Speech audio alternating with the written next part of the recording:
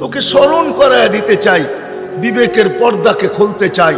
আজকে তো সবাই দুনিয়া নিয়ে আলোচনা করে, আমাদের আলোচনা দুনিয়া নিয়ে না। পুত্রকে দুনিয়া লিয়া লিহা, দুনিয়া আলাদের উপরে ছেড়া দাও। আমাদের আলোচনা হলো আখেরাত নিয়া, জীবন নিয়া। তো আমি নিয়ে যাইতেছি আপনাদেরকে।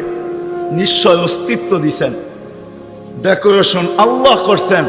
ও যুবক, তোকে যৌবন দিয়ে কে সাজাইছে? অল্প কয়েকটা জিনিস চিন্তা করলেই তো বোঝা যায়। আল্লাহ বলছে আমা কুনতা সাগী, আমি নিয়ে যাইতেছি। বিমুখ যখন হয়, আল্লাহকে যখন ভুলে, সবকিছু পাওয়ার পরেই মানুষ আল্লাহকে ভুলে। আল্লাহ কাছের থেকে আয়সা বলে আমা কুনতা মা আম্মাহিনা, তুই কি নিকৃষ্ট পানির ফোঁটা ছিলি না? ফামান জাআলাকা দামা, তোকে রক্তে কে রূপান্তরিত করলো?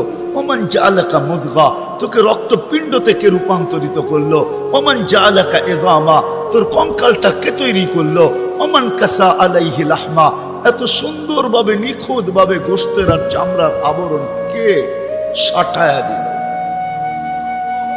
কে লাগায়া দিল? গোশতের আর চামড়ার আবরণ কে চড়ায় দিল? আমা কুনতা সগীরা, মার পেটের থেকে যখন আসছিলি তো তুই কেমন ছোট ছিলি? আন্দাজায় মনে হয় বলা যাবে না, ট্যাপ দিয়া মাইপা বলতে হবে। আমা কুনতা দাঈফা, দুনিয়ার কোনো মেশিন আসে নাই, মার পেটের থেকে বাচ্চাটা আসলে কেমন দুর্বল থাকে। আসছে নাকি মেশিন? হ্যাঁ, কি হুজুরদের কাছেও নাই? আপনাদের কাছেও নাই? নাই? দুনিয়ার কোনো টেকনোলজি আলাদের কাছে নাই। আমা কুনতা জাহিলা ফামান আল্লামাক, তুই কি অজ্ঞ ছিলি না?